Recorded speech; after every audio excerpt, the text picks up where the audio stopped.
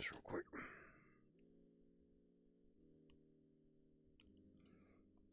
Alrighty, here we go. Hello, everybody. This is episode 63 of Shoot the Breeze, a chill interview and chill time all around for you and me. I'm your host, HeavyDivider here. Alongside with me here is, well, they're a nice individual on hand, as well as they RP a lot here, there, everywhere.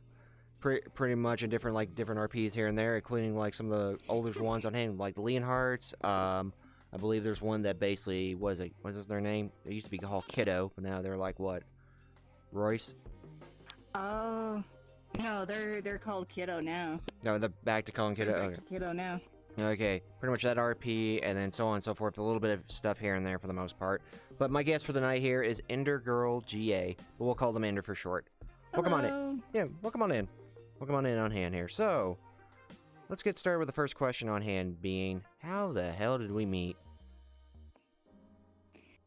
If I remember, it was either back at the school RP that you, Chaotic, a few people that we have in the guild RP now started.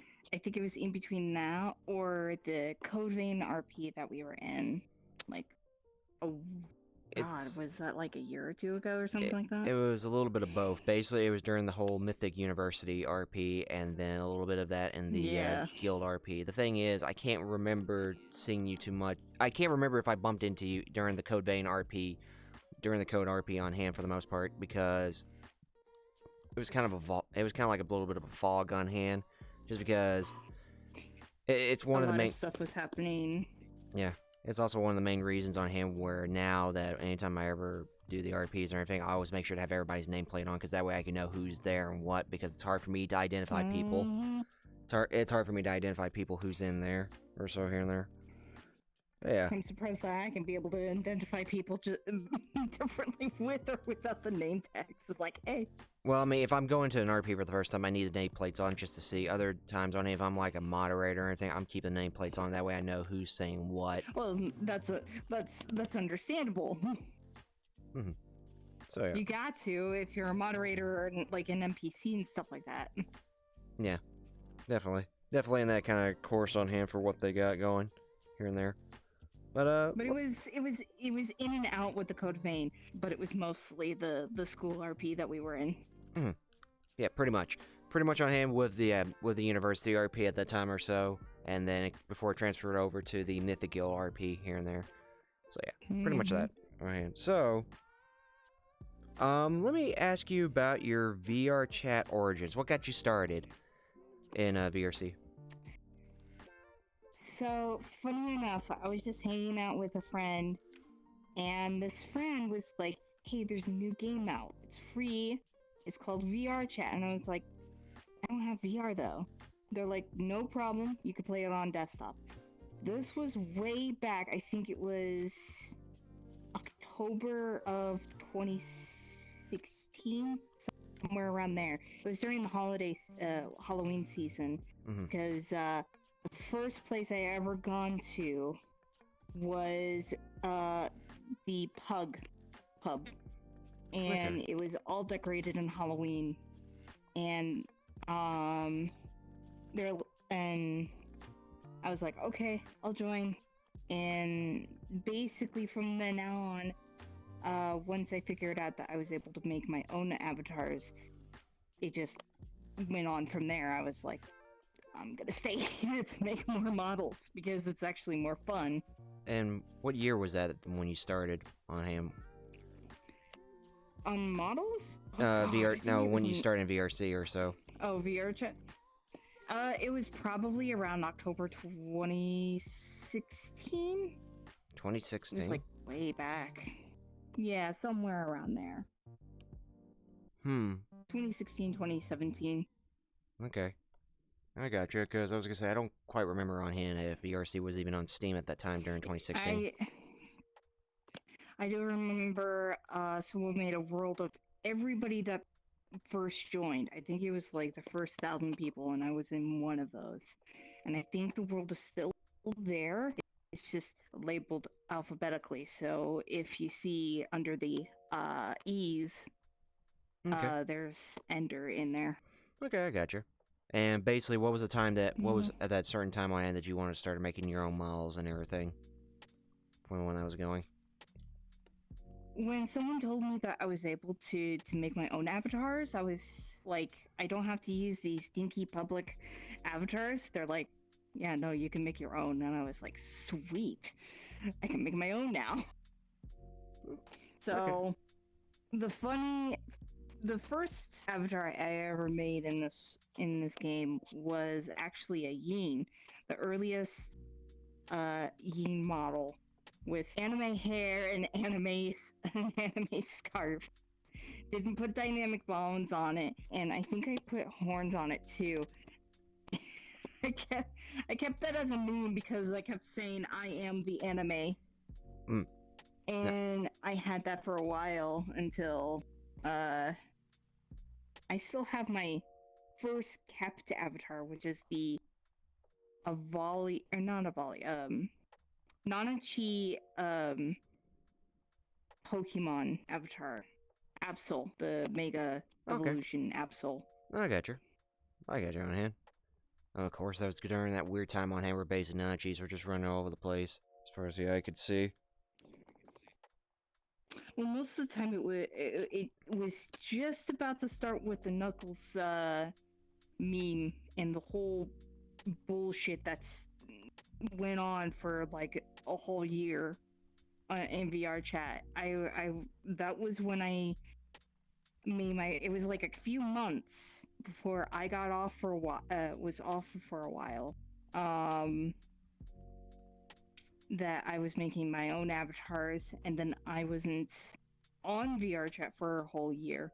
And that's when the Knuckles invasion started from then. And so when I came back, it was all over, Okay. which was kind of funny because I was like, perfect thing. I didn't have to witness any of that bullshit. No, I got you. I got you on hand. Like I said, it was like one of those trends on hand where basically it was here and then it was gone, but it still lingers in the minds of those who experienced it on hand during the whole uprising for it. Yeah, it's like PTSD in a sense. But let me ask about your hobbies on hand besides this game. Now I know you do a little bit of story writing. I know for a fact the only game I can think of on top of my head that we actually played together was GTA 5, mostly online, and then there's Guard Tech Phone. But do you have any other hobbies on hand besides this game? I I like to do a lot of drawing. And I have different other games besides like GTA and VR chat. Like for a good example, like recently I started playing the new game Origami 2 with a couple of friends. And I started playing that on the controller, and that is really fun to play because it's a mixture between sneaking around and fighting enemies. So you could choose whether to sneak around, do your objective, and sneak out, or kill everybody, get the objective, and then go out. Now, here's the important question. Can you transform yourself into any paper mache? I wish. I was gonna say, They wait a don't minute. have that ability, but they do have different shadow abilities. Okay. Like you can summon a shadow dragon to take an enemy down into the void, whatever the creature takes it. The Shadow Realm. The person is gone. I The got you. shadow realm. Yep. There you go, the shadow. Something like that. Something like that on hand, here and there or so. But, let me ask you about what was the game that basically introduced you into gaming in general for the most part? Like, what got you started into, like, say, video gaming? Oh, when I was a kid, I was probably maybe 3 or 4. My first console was a PS1, and we had Lara Croft, Spyro, and Crash Bandicoot. And I think we also had Resident Evil because I do remember the part of the truck explosion hitting a gas station scene. And it's a lot different than the remake. It was just at a gas station. It wasn't at the city. But those were memorable games I used to play as a kid, and I still continue with that gaming till now with the Switch that I have, and then the PC and stuff like that. Okay. Got you on hand. I mean, I will say those are good choices of games for like the PlayStation on hand, being Crash Bandicoot, Spyro, and then there's Tomb Raider. Hell yeah. Even though we couldn't get past with Lara Croft, besides the mansion. That's we, fair. we didn't want to go outside of the mansion.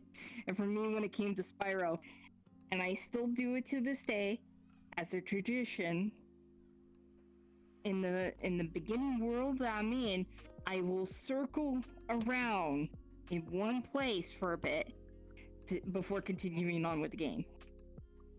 I mean, you gotta find those It's been a gems. tradition since I was a kid. You gotta find them gems somewhere. Somewhere around there on hand. So, there's that. Mm-hmm. But, let me go ahead and ask you about the VR chat scene. Now, in this current present and in this current time on hand, what is your immediate thoughts about VRC at this moment? There's still a lot to be done. There's a lot that they're kind of overlooking, and especially with their VR Chat Plus, in my opinion, they kind of did it a little bit too late.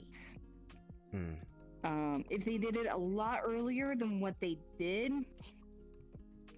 they probably would have had gotten enough to fix any of the issues that they have now.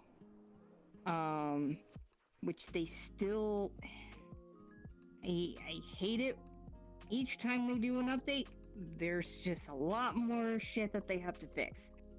I wish that they actually go through to all of the issues and go it one by one instead of fixing the important shit and forgetting all of the other stuff. Okay. Because even the smallest details can make a big impact in a game. It can be anything from networking to just the smallest graphical error can cause a huge misstep in a video game. And it can put you back so far back, it will cost you a lot of money to repair it back to where it's much better. But otherwise, I think they're doing pretty good, especially with how they're improving with creators, world and model creators, how they're letting more and more options on the table for people to make avatars, like the 3.0 system. I like that. It's just a little difficult to learn at first. You have to actually have someone who's experienced it a lot more to be able to figure it out. If they have like tutorials for certain, which they probably do, I just haven't looked. But if they have a tutorial on YouTube, like if they have a channel and just put the tutorials in there and link it to people, that would probably help a lot of the creators out. So that way they're not going through different other websites or YouTube channels to get their answer, or to ask 50 million people from different Discords to get their answer. So, but I also do like that they are kind of partnered up with Unity, because Unity does have their own system, and Unity, even though it's kind of a pain in the ass, is not that bad once you get past all of the bullshit. Well, I was gonna say there's also I was gonna say there was during that earlier time on hand where basically Unity had a lot of security loopholes in it where anybody in the world can easily like you could be in a room like this and out of nowhere you see a tree, just like a tree just randomly placed in here or so.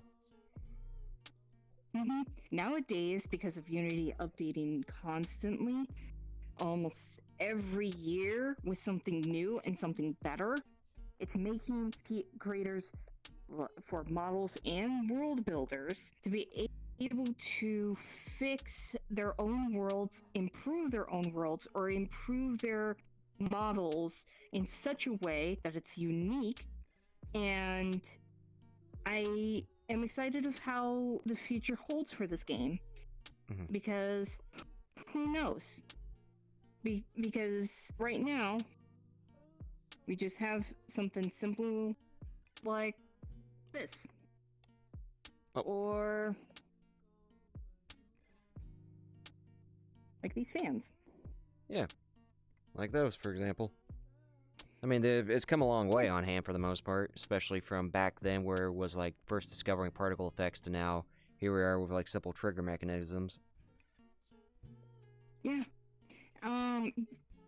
Well, back then, it would take forever to get all of these key shapes to work.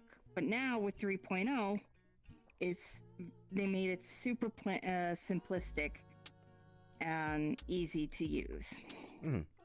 Yeah, there you go. There you go, on hand. So let me talk about the roleplay scene on hand. At this time or so, now understand that there's a lot of changes on hand over the past, I say, year or so with roleplays here and there.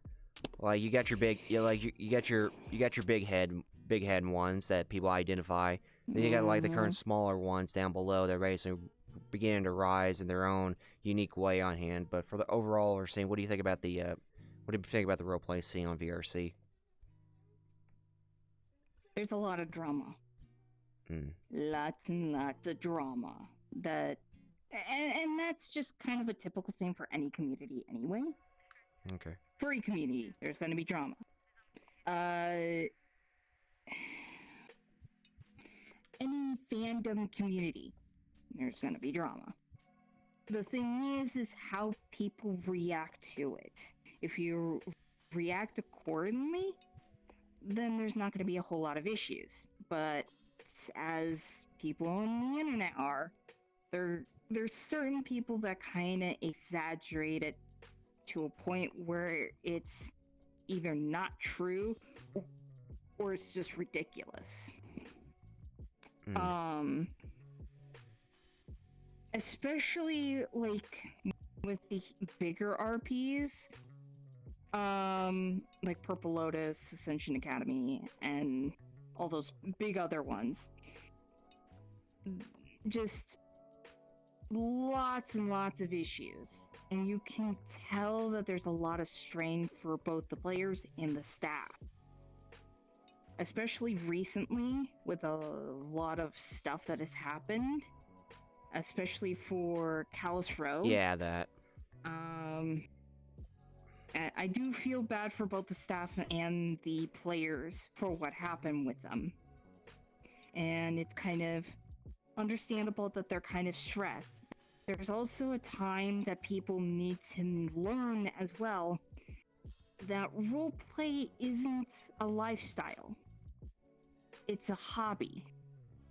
And that you can choose not to go for either your mental or your health. You don't have to constantly go to keep your popularity. If you're already popular, you can pretty much do what you need to do for yourself. And that goes for anybody from smaller RPs. That goes to saying, your health, mental or physical, is more important than roleplay. So if you need to cut back on the roleplays, cut back on the roleplays. A good example is Spiral God. I have been friends with him for so long that he is the god example of roleplay. That he actually takes time for himself before his roleplay. I did see a tweet, I think it was today, that he posted on his Discord, that he posted a tweet that he will be missing out on Fractured Thrones because he's busy with exams and college, and just that he needs to relax. That is a huge fucking example. It is a good example that you don't, again, don't have to go to every single roleplay, especially if if you don't feel like roleplaying, just don't go. As long as you send a message to any staff or the owner saying, hey, I'm not gonna come because of this reason. And if they are very reasonable, they will let you be able to have that day off. But it's just difficult that sometimes to get to people to know that. Well, to explain why, and I will share, it's mostly because people like certain RPers or so have like interesting expectations on hand that they do not want to disappoint certain like people who are like veterans, I guess, of role plays, or basically people bigger people on hand who basically do a lot of these plannings and everything. They worry that they're gonna disappoint somebody by doing that on hand for the most part. And sometimes on hand too, it's one of those weird moments too, like in roleplay, where basically certain RPs become like this weird exclusive club at certain points. In order, like, you can't, like, there's gotta be like these weird like credentials on hand before you're able to enter an RP like that, or there's gotta be like this requiree on hand of basically, does this person know you from somebody else? What are you best known for? Can people vouch for you or so? Here and there, so it's weird sometimes when it comes to roleplay. It's kind of a 50-50. To me, it's kind of reasonable due to the fact that if they had experience with, bad role players in the past, that's understandable. It helps them determine which ones will actually follow the rules and which ones are not going to follow the rules. Mm-hmm. Now, it's going to be kind of hard due to the fact of newer RPs, players, to join into such a high RP. And that's okay. That's fine. That's going to happen. That's why, for newer players, go for something small first and work yourself up. Plan ahead of time. Say, hey, this is a good RP. It's small and it's a beginner starter RP. Like, let's say the Mythic Guild. The Mythic Guild is a good starter RP that people who are veterans can help out if you have any questions. Then work your way up the ladder to get more as you get more experience. They expect more experienced players to go into more like Adventure RP or Ascension Academy or something like that. Kind of like a certain style. They need more... Yeah, and they need more experienced RPers to know what they're doing most of the time, especially for NPCs. But sometimes, especially when the Adventure RP was a huge thing, they did accept newer RPers as NPCs, so that way they can get the experience of what it's like to be an NPC player. And to also give them time to kind of think about what their character is going to be, what kind of abilities, because the thing is, as well, sometimes people don't like overpowered characters, so it's good to watch from the sidelines as an NPC to see which certain stuff you like and to what advantages and disadvantages you should have with a character, because you can't have an overpowered character like, I am a god of, Egypt, I can be able to destroy the universe. You can't really have that because it's not fun. It really isn't in the end. So you want to have weaknesses and disadvantages with your character in order for it to be an interesting character in the end.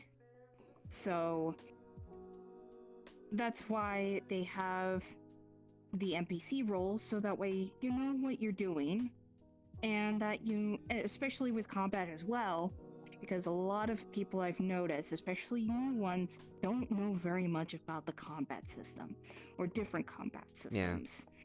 I know 2 so far, which was Leo Leonhardt's combat, which I've seen a lot of people start using a lot more The in D&D their dice one? roleplays. Yes. And there's another one from a different roleplay called Rosewood Academy, where what they do is that one person does 5 strikes or 5 moves, and then the other player will do 5 moves or 5 strikes, and then it's a back and forth situation.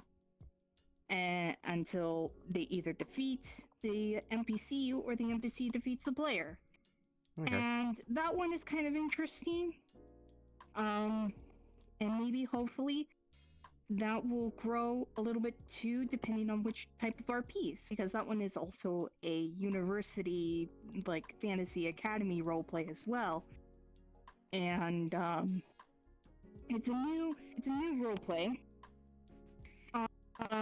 But they are slowly gathering in numbers as well. So, they're just about to go on season 2 soon, and so hopefully we'll see a lot more of those players on Twitch, and for you guys to enjoy as well if you ever see them. But again, they'll accept NPCs after all the character applications are done, and then all the new players will get to know how their system works as well as figuring out their own characters once the season ends. No, I gotcha. So it's a lot to learn, but when you're with veterans, you get to slowly piece together the pieces, and you'll find your way around it, especially with the metaverse, because it's such a the metaverse is its a own vague, confusing way. it's its own vague concept, just because like people say it's part of the metaverse, and then it's kind of like that. Here's how I could describe it on him with the metaverse. It's kind of like, okay, first of all, have you ever seen Loki? Yes. Okay. It's sort of like that. Well, I was gonna say at the end of it, where basically the timelines kind of like branch out like a tree or such. Like this is all connected to a root, but it's so branched out or so on it. That's kind of like what the metaverse is. It's like this weird tree with like so many branches that's kind of hard to tell what came first. Yeah. So I would say watch out with the metaverse itself as well, because some people will probably enjoy your character, some people don't. So you kind of have to be careful with that, because the metaverse is kind of like an enigma, in a sense. But as long as you follow the like character guidelines, have a character description of it, have abilities, weaknesses, strengths, everything. Don't make your character overpowered. You'll be good to go. And then in the end, just have fun with it. Don't make it all serious all the time. Make it enjoyable for you and others to continue, or to go on with the characters that you have, in a sense. Yeah. As long as you make it last long by making it fun and enjoyable and not serious all the time, then it's going to be a good RP. Because yes, you can have serious moments, but don't make it serious all the time. Make it more humane. Because, yeah, in a sense, you're not going to see everybody being serious in the real world all the time. You're going to see people enjoying going out to the mall, or, going shopping with their family members, or, stuff like that, or golfing. If people enjoy that, you're going to see them enjoying it. Make it seem like you're actually conversing like you do in real life. Make it enjoyable, make it funny, be the wackiest thing you can be, as long as it's reasonable and that people are okay with it. Have at it. Yeah. Your mind is an open chest when it comes to roleplay. As long as it's not overpowered, like you can make, technically you can make god characters. It's just again, it's just you gotta it make has to be them reasonable. Where there's, yeah, it has to be reasonable. So, like our good friend Orion with his character Sentinel. yeah, that one. That one Yeah, on hand, that's like a it's good reasonable on example. hand. Like it says, its moment of weaknesses on hand. Like it's not like fully invincible on hand. So Yeah. So let's talk about storytelling in VRC now. Well, in roleplay for the most part. Now, we briefly touched on hand when it comes to like different roleplays and what they got going on here and there. But how hard is it to basically do storytelling in roleplays when it comes to like trying to get it to go to a certain direction on hand and getting the people in the RP to follow that point? It depends on how many staff members are into the, like, know about the story. The more staff members you have that know the story, the better and smoother the storyline is going to go through in the roleplay. If it's just by yourself, then it's going to be harder for yourself because you also have to take care if there's going to be side stories of different characters. So think of what, like, if it's like a fantasy roleplay, think of what the characters are going to go through. And then during in between the travel between the beginning to the end, think about stuff along the way, and that includes side quests and stuff like that. Think of it as a video game. Your character starts here, and then you have to go all the way here to defeat an evil king. So in between, from the start to the end, right between there, you can make it as long as you want or as short as you want. But in between there and there, make it interesting to have character development in between, as well as certain events. Like, let's say they entered a town and something's going on with that town. Or they found a mysterious lake that's filled with magic. It's like D&D in a sense, in the end, depending on the theme and if you already have a story to it. So if anybody has D&D experience, it's just going to be the same exact way. You're going to have a beginning, you're going to have an end. And then in between, depending on how many people you have as a DM or a staff for the roleplay,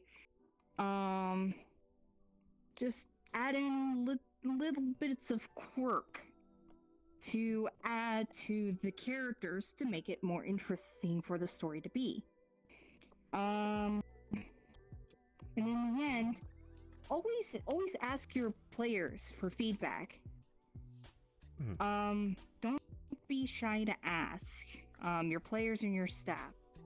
Hey, does this seem too long? Or does this seem too short? Does this seem too complicated? Or is it too simple? And so on and so forth. They will help you as much as they can with their own opinions. Once you get their opinions, think of a way to change it, but without changing too much. Because if you change too much of what's going on, it'll not sound right or look right in the end, and it'll just look like a mess. I gotcha. Just change little. It's like a puzzle piece when you're changing something. You're just putting something different onto the puzzle piece to still fit into the story without ruining the structure of the puzzle piece. It's of the whole piece of art itself. Yeah. Pretty much kind of like it's its own story in a way and make sure that all the pieces for it can at least just fit right on hand, or people can at least just understand what they're up against, what the objective is, the purpose of this kind of thing. So yeah. So you would have the main mission, but let's say you're just, like, let's say this is a start and you're just right here, just a quarter away of your start. Put something quirky, like a side mission, saying, hey, this person was asking for you to find their son in the woods. Do you accept this mission? And just, in the end, make it fun. Make it silly as you want as well. Like, let's say, instead, it wasn't a bear, it was a clown. You wanted to bring the kid to the circus. Or, something like that. No, I get you. Something ridiculous at times. Yeah, a little bit of a curveball here and there for the most part, for what it is. So, what is the motivation that kind of keeps you going when it comes to, like, say, some of the objectives or anything on hand you have planned out for the most part? Be it like something roleplay-wise, be it something creativity-wise, be it something storytelling-wise. What kind of keeps that motivation going?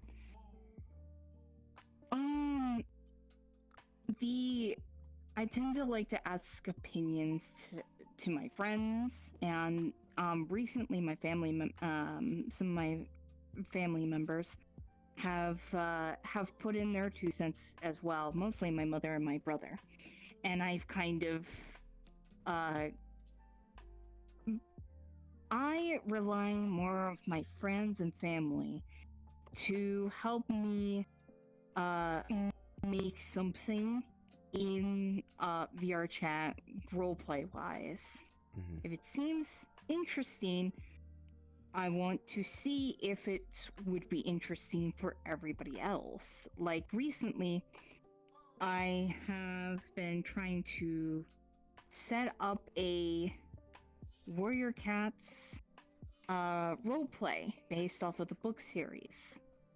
I have a few people already in there, but I need a lot more in order for it to be actually a thing. Plus, I need a world, which I already have a friend for that. I wanted some people's opinions about it, and they told me they'd never seen someone make it before, so I thought that might be interesting, so that's what I'm trying to do. Is it going to be a slow start? Yes, it's going to be slow, but once I get enough people, and it'll start, hopefully I'll keep the ball rolling and see what happens from there. Okay, I got you. Really, there's no main objective right now. I haven't made, like, a story yet for it, but I want to get the amount of people first before I make the story, so that way I know which staff I'm going to have to help me with the story if I'm not available at the moment. So that way they can keep up with the story while I'm not there, and that they can be able to find, when the day does come for an RP, they know what the objective is for that day for the roleplay, and that they know how many people are going to be there. No, I got you. And that it can be as smooth as possible. No, I understand on hand. Let's talk about the VR chat current present. Now, originally we talked about the VR chat scene in this current time on hand here. But with the VR chat current present, I was going to ask you, compare it from the first time you played this game to where we are now. What are some of the things you're glad that had changed over the course of time to some of the things you wish did not change at all?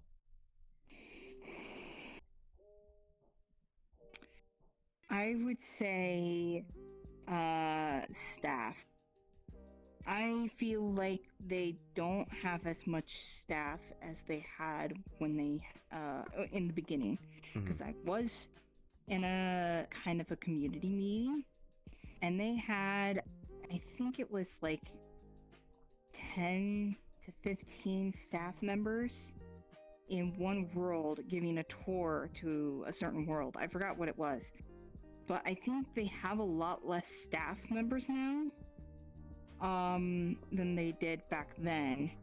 And I think what they need is that they need more people to help out, especially with the technical side. Because if they have more people to fix more of the issues that they have, the better they are when it comes to updating the game to where it actually functions well and not breaking almost every single day. No. From either servers going down or networking issues or, glitches in the system and so on and so forth. Another thing as well, I know they're still trying to fix this as well. Hackers. I know it's going to be a thing for a very long time, but I think what they need is something strong to keep their servers and their players safe, besides the two-factor authentication. I think they need a better firewall to better protect their servers and their player accounts. Because the way that I see it right now, how people have been just staying in private worlds, I think it's going to stay like that for a very long time unless they actually, start fixing it and getting that issue done as well. If it's gonna take a while to try and fix that issue, that's fine. As long as we know that you're actually going to fix it, then, we'll be happy about it. Because then, once that's fixed, we don't have to worry about people hacking into the world and hacking people's accounts. As well, another thing too, is crashers as well. I think there should be a safe lock for the game, for everybody's game, for so that if there is an actual crasher in the world, that people automatically go to their home world instead of manually doing it. Because if there's a crasher in there and is about to crash everybody in the world, nobody's gonna have time to open up their menu so quickly and press go home and press yes. Technically, people kind of forgot about this, but there is a safe turn on. There's a safe mode turn on that you can do. All you gotta do is basically take both of your triggers right here and just double click them. And basically what happens is it basically blocks, it kind of like hides everybody's avatar, all the stats that, to it, like texture, particles. Yeah, that's been around since 2018 or so. People just completely forgot about it on hand, on how to use it or so. But yeah, that's still around. Well, the thing is I've heard, even if you hide the avatar, you're gonna get crashed. It all depends on the textures or particles, for the most part, really. Yeah. I heard that they're bypassing the whole safety protocol for VR chat. So, but I would say if they do like a safety go home, an emergency go home, if they have like a tracking system for crashers, like let's say you're in a public world and all of a sudden a crasher gets in and is about to crash people, have them go to their home world automatically before, because I don't think anybody wants to buy another $12,000 to like $4,000 PC. Yeah, I don't think from a crasher. Yeah, that all depends on exactly where exactly you tread in VRC for the most part. Like, understand too, like, just from my personal experience, that especially with some of the public worlds on hand that basically I explored here and there, especially as with the experiment thing I've done too, most of the people are really chill and laid back on hand. I think it's just more along the lines. Yeah. I think it's just more along the lines of, depending on who they are looking at, or basically depending on Is this me? It all depends on it. Basically, it's two-sided on hand. Basically, for what people see on their side compared to what the normal like public like person who travels around VRC sees. So yeah, two different sides. So, but So it just depends on what the staff wants to do from there. But I think they are aware with the hackers and the crashers, and I'm hoping that soon enough that they actually figure out a way to figure something out in a safe way for people, besides just the safety setting, because soon enough that safety setting, I know, like, I feel like in the future of VR chat, that safety setting is not gonna save everybody from a crasher or a hacker or anything like that. It's not gonna help at all. So there needs to be something else besides that, and the two-factor authentication to help people be safe. So that way their accounts don't get taken and that their models don't get removed from their accounts, because that would suck. No, I got you on hand. And let's be fair, this can all correlate to basically them being on a engine that gets like updated every 2 weeks on hand. So because of that, it leaves like a little bit of a exploit on hand here and there. But it is what it is. We'll see what happens in the future. But speaking of things in the future, anything you're looking forward towards that you got coming up for you? For me? A new headset. Once I save up for enough. I have, right now the, Oculus CB1, from December of 2018. I remember that. I used to own one. I'm surprised I'm still wearing this thing. This thing is almost 6 years old, and it's still functioning. Besides a few, quirks going on with it. One of my sensors, this side, which is my my left side, your right side. That one tends to like to disconnect, and the faceplate is peeling apart. Otherwise, and the drifting, but that's easily fixed. Are you still getting? Are you still getting screenshot glitches on hand? Well, are you still getting like screenshot bugs on hand at certain points? You know what I'm talking about? No. Basically, it's like if I'm looking at you right now, and then your camera just kind of like focuses on that, but you move your head, it's still focusing on that part of it on hand, and then immediately just kind of like freezes and shakes on hand. You don't get those. That's if I'm loading someone in, especially like a heavy model. Okay. Because I've had that issue on hand where... That's usually if I'm going to a party. That's usually where most of the unoptimized models are at. And so most of the time I do get that, but that's just because I'm loading everybody in. Okay. But otherwise I never really had any other issue. But because of it being so old, I just need a new VR kit, and I'm also thinking of getting full body. I am thinking to get full body at the same time of getting my VR, and that would mean more extra USB slots, which I'm fine of getting more of those. Those aren't too expensive to get anyway. I got you. Ryan. Well, yeah. Man, it looks like you got a little bit of things on hand that you're gonna be trying to working towards here and there. So there's that. Oh yeah, and with the current job that I have, it shouldn't take me that long to get to that position. I don't think so at all. Okay. I think within, I would say,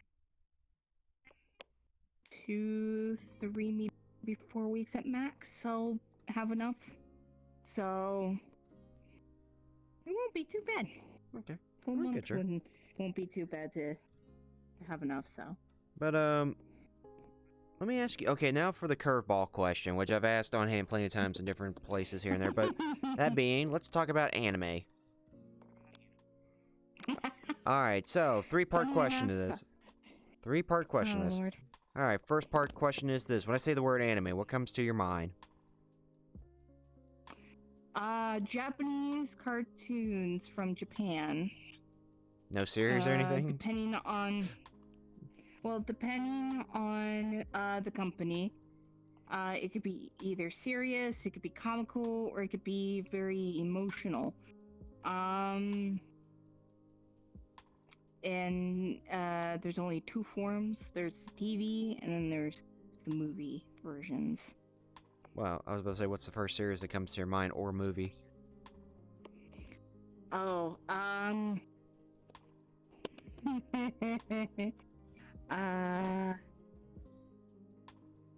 would say Yu-Gi-Oh!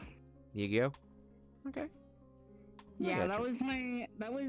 that's technically my first anime that I ever watched, and that was from CW for Kids on their website. Oh boy. And I only watched 2 out of all the seasons. One of them was the Atlantis season, where it was Atlantis and the Atlantis dragons, whatever they were called, I forgot. And the other one was when they went back to Egypt in the past. Okay. I like that one. Okay, I got you. Aaron. My second question to that topic is, if you have a top 5 or a top 3 list of basically the animes that you enjoy, or it could be movies too, anything anime movie like, into that list, what would it be?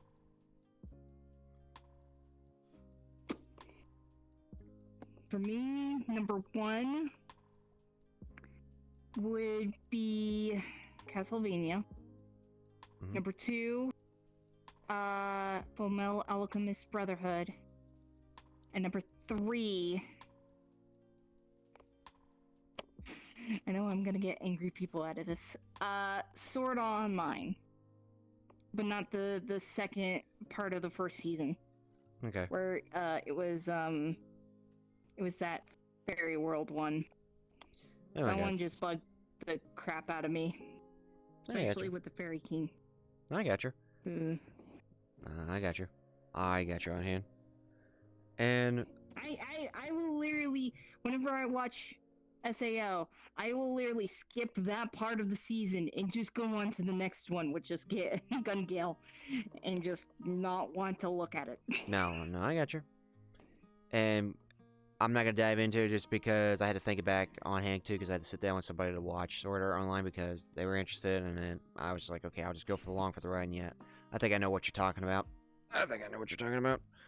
But my third part to that question on hand is, what is the anime that hits you close to home? It could be a series or a movie, and it's more like, you relate to that more than anything else on a personal level. The thing is, I never really watched a whole lot of anime, but I would say the closest one would have been between 3 of the 3 shows, which was Castlevania, Fullmetal Alchemist Brotherhood, or I forgot what it was, but it was based off of a real history, the Black Samurai. Oh, they Afro have Samurai? an anime show for that. No, it's the newest one from Netflix. Oh, Yasuke? Yes. I recently watched that when I had a TV in my room. I watched, I think, the first season of it. I couldn't tell. I watched a lot of episodes from that show, and I really liked how it was very interesting. But it also shows how much how us as human beings improved equal rights because back then it was a lot different, especially with African Americans being taken from their homes and their families and never seeing them again. Mm-hmm. But this was very interesting how it took on the take of an actual historical event in life of this African American becoming the most highest rank in the army during that time. Because there were only a few African Americans that ever topped that over the years before they eventually were freed from slavery. Because he was technically still a slave in the end, but was considered as family in a sense that no one ever thought that that no one would have been treated that way back then. So it was kind of interesting in a sense, but of course being anime, it was kind of like added in with a bit of fantasy to it. Yeah. But it was still kind of interesting in the end because it did follow suit to the original story of this man and how his life went through during, I forgot what dynasty it was. Basically, it is the Sengoku era on hand. Long story, to kind of like sum it up, long story short, it goes from the time he basically reached into Japan and basically going all the way to him being a close retainer to Nobunaga. Yeah. And that to me was very interesting because you never see anybody go that high in like rank with anything really back then. It was mostly you were on the fields working or working in the house, cleaning and taking care of your master's kids or and the wife. There was really nothing else that you can go from there. He, I would say, he still had a hard life, but in the end, it was much better treated than what most African Americans had gone through during that time. And in my opinion, that was very interesting, and I did enjoy it. Maybe if there's a documentary somewhere along the lines, I'll probably watch that. Yeah, I'll probably get there when he gets there. I got that show. I'll probably get there when he gets there on hand. That will probably happen. But this brings me down to my last question, and I'm gonna bring this camera over here really quickly. And basically, let me get this lined up here. Sorry. Whoop. Get this lined up here. So basically, my question for you is, what are your goals and dreams? And at best, what is the best advice you can ever offer to anybody? I'm gonna let you have center stage for this. My goals, be a better role player and to help newer players know what is right and what is wrong when it comes to role plays. Again, as I said, as long as you follow the guidelines and that you know what you're doing when it comes to role play, and if you have people by your side to help you out, you will have the smoothest time when it comes to roleplay. You won't have any issues as long as you follow the guidelines. And also, Scuff RP is best RP. I always say that. So, never goes wrong with that, saying Scuff RP is best RP. Because no matter what, as long as it's still fun, it doesn't matter if it's Scuff or not. As long as you're having fun. Alrighty. Okay, I got you. On hand, let me bring this back real quickly. On hand. So that way everybody else can see. But yeah, before we go, and before we head off here, does anybody in chat have any questions for Ender here? Any questions at all you want to ask him? in the meantime or so, while the chat's coming up with questions, I gotta ask you this question. The name Ender Girl GA, where did that come from? Funny enough, and I still have this on Minecraft. Back, oh god, it was the Xbox 360, and it was way before creative was even invented. In the console version, I decided to change my name into Endergirl MC for Endergirl Minecraft. And so my brother made a suggestion to change my username when I had Steam to Endergirl GA for gaming. I was like, okay, why not? And so I changed it, and I never left it. So back then it was 1.5. I think it was 1.5 or 1.15. It was a very long time ago. That I switched it to Endergirl and never went back, really. So, I will say this on hand. Have you had people basically look at your name and be like, "You're from Georgia?" just because of the GA? Oh, I had so many people saying that. I was like, nope, it's just Amy. And they're like, oh. Okay. On hand there. I do have another question to ask you, and that's basically, what was the first roleplay you ever got into that kind of became your hook to continue to do roleplay? It was between Minecraft and Roblox. Really? And XRP from DeviantArt, and as well as Gary's Mod. Okay, all three of those factors made me start doing roleplay. And in my opinion, it was a good thing I never went back, because I actually do enjoy, because it gets your creative juices going, especially when it comes to character creation, and to actually express your character once it's complete. It's really fun. Okay, I got you on hand. Looking really quickly here, see if we got anybody to say anything. I might have one more question for you, and that being is,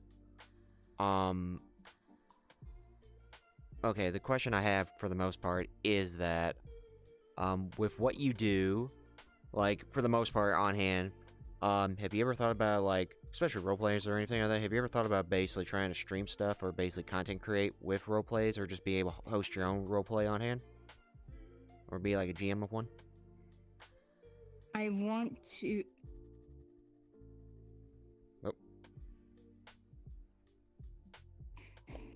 You're good. Give me one moment. Gotta try to fix their seating on hand here and there.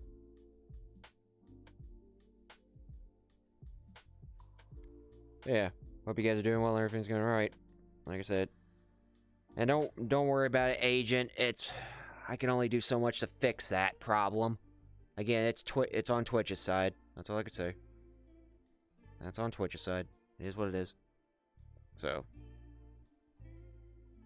I don't even know where they went, to be honest with you. They're still here. They just probably went somewhere.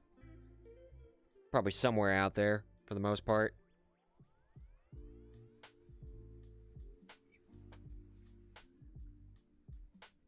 I think I got called away for something, but yeah, give him some time on hand. They'll be right back here and there. Hey, yo, figured I'd drop by before hanging out. No, I got you, Chaotic.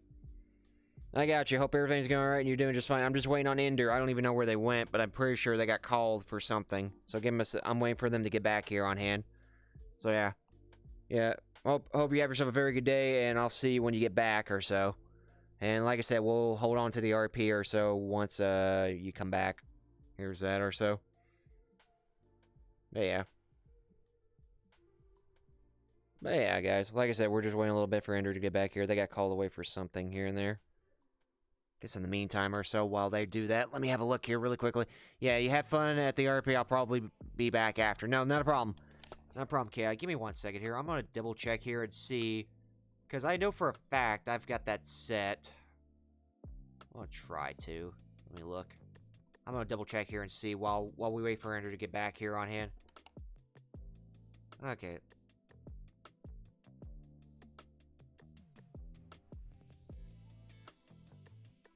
Okay, 30-second ad equals.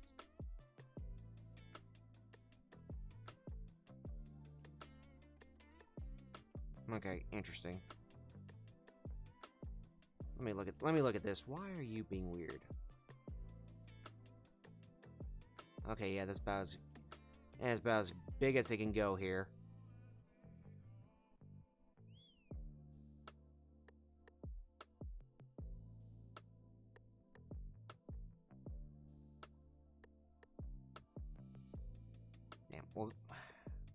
Damn, we'll do that. Ah, crap. We'll do that on hand here, and I can just wait a little bit here. Alright, hopefully that will fix it on hand for your side, Agent. And like I said, we're just waiting for Andrew to get back here, and then we're going to be good to go. I swear. But yeah, hold on a second. Also, by the way, the new... yeah, I already got the friend request from him. I already accepted it. I already got the friend request from him on hand. I've already accepted it on hand. So, yeah. So, yeah, I'll see him when they get here, for the most part. Chaotic. In the meantime, guys, like I said, we're just waiting a little bit on hand, like I said, because Ender went to go do something here and there. I don't know how long they're going to be gone, but they'll be back when they can here. Which means I might... Which, actually, now that I think about it, I might actually be delayed a little bit on the Mythic Guild RP. Once we get to that point. But yeah, I hope for the most part I get a chance to see this dude drop, because I know you and Journey met them in a public or so. You briefly told me that. So it'll be interesting to see how they act and everything. So it'll be interesting. It'll be interesting for the most part. Good God, Ender.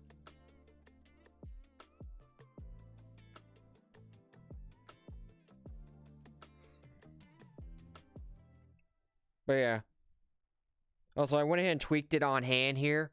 For the most part, hopefully this fixes it, but I increased the delay on hand, because that way, if it does anything on hand, I could basically stop it from doing, like, a mid-roll or so. Again, I don't know why, here's the thing, I don't know why Twitch has made it where it's even harder on hand to be able to do stuff like this, because for some reason with the whole ad, I'm trying to fix it where basically it doesn't become a problem, but it's kind of hard to get it fixed because they keep throwing some interesting screws on hand here and there. That's the thing. I don't know why they do that on hand. I guess in the yeah. But hey, too, this is going to end up being a little bit of a long stream on hand, too, because of the fact that, besides the Mythic Guild and everything on hand, we're also going to try to catch up with, Retro Wednesday. Hopefully, we'll probably get, like, I don't know, maybe... We'll see if we can try to get 2 rank battles in, and then we could probably call it on it, because the thing is, as soon as the stream gets on and everything, I gotta basically sit down with Nate, and he needs to explain to me how to get the creator code stuff up and running for Metopia.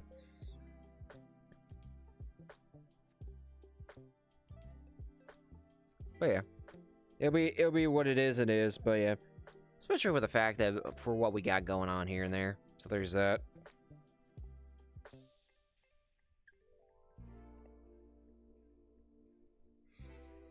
Oh boy, oh boy. I actually wonder too, now that I think about it on hand while we're waiting. We're gonna get back here. I wonder too on hand exactly what has been... what was it? I do got... Oh yeah, I talked about this on hand, but I have something planned for October, so... Like, put it this way, for October, it's gonna be a 24-hour stream, just like what we're gonna have for this week on hand for September. But I have the idea for the cause that I want to do it for. And I actually, considering the fact I've been enjoying playing a certain game on hand by the name of Dominia on hand, I thought I'd basically put that to good use for a 24-hour stream, because it doesn't take much to run it, but at the same time, it's also going to be one of those funner ones on hand to, I guess, just to do like a whole, like, year season thing on hand with it, kind of like how people play, like, NBA, like 2K or something. Let's see what happens in 24 hours if I can get to, like, year 5 and see basically who survives the wheel on hand. Just, like, recreate it scratch-wise on hand for what we got planned. But, yeah. Got something planned, got something ready to go for what we gotta do here and there. Just a matter of getting it while we can. So I wonder what I just realized. I wonder what Ender got called back for. That's the thing. God. This is going to end up being the accidental longest interview on hand just because I have no idea where Ender went. That's the thing, too, because just to put this on hand, the longest person right now who holds the title of RPY, well, not RP, but basically Shoot the Breeze interview time-wise is Rob Roman. Just because that went on for 2 hours, and that was mostly because of the fact that I had an old Oculus Rift that was like CV1 that kept screenshotting 3 times on hand. And because it screenshot 3 times on hand, it basically gave it about an extra 5 minutes. So that was about 15 minutes extra on hand for it. Which, sooner or later I am going to be editing that up, and it will be on YouTube. Like, I just still got a lot of other interviewers on hand for the most part. Yeah. But yeah, pretty much the current record holder of that, like, longest interview on hand would be Rob Roman. And depending on exactly where Ender went, I don't know if this is going to be the accidental side on hand or basically for what it is. I'm going to give it about, hold on a second, just in case. What time do we got? Here, I'll give it about 5 extra minutes on hand, and then I'll probably have to call the interview on hand, just because I don't know how long they're gone, but at the same time, yeah. We'll see here. We'll see here on hand. This is like that awkward moment where, like, you're like sitting on a bus and you're just kind of like just waiting around a little bit for your destination on hand, and you're sitting right next to somebody who's just probably asleep. So, kind of like that awkward moment on hand, like if you're taking a bus somewhere. But either way, good God. Good God on hand.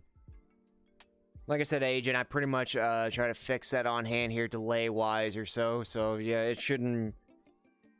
Basically, I put a delay on it, so that way, when it does do it, it'll be right out of the way here and there. But yeah, it'll get there when it gets there. What was that? Okay, nothing there. Alright. God, when I get a chance, I'm gonna have to join. I'm gonna have to, yeah. Yeah, when I get a chance or so, I'm gonna have to basically create a new room and everything else on hand. We'll get to that point. Oh well.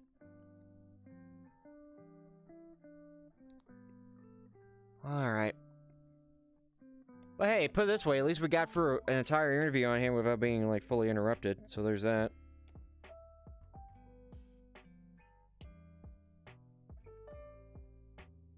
There's that on. Oh, speaking of which, wait a minute.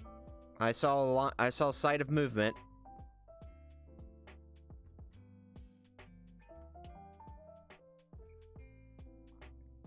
Oh hi.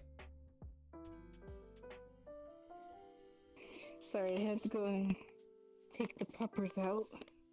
I got you. I was almost assuming on hand this was going to be the accidental longest Shoot the Breeze interview time-wise, just because you went somewhere. Like, you gotta understand, the current record holder of that is Rob Roman, just because I screenshot it 3 times and it went on for about 2 hours. Oopsies.